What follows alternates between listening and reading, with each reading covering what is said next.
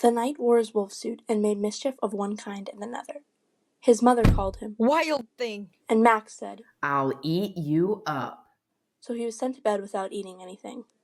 That very night a forest grew and grew and grew, until his ceiling hung with vines, and the walls became the world all around, and an ocean tumbled with a private boat for Max, and he sailed off through night and day, and in and out of weeks, and almost over a year, to where the wild things are.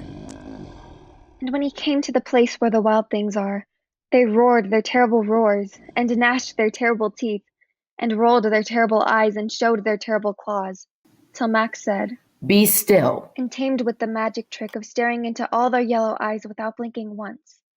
And they were frightened, and called him the most wild thing of all, and made him king of all wild things. "And now," cried Max, "let the wild rumpus start. Now stop."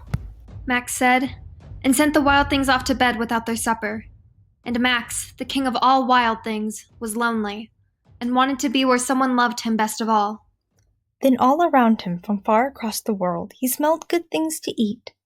So he gave up being the king of where the wild things are. But the wild things cried, "Oh, please don't go! We'll eat you up! We love you so!" and Max said, "No."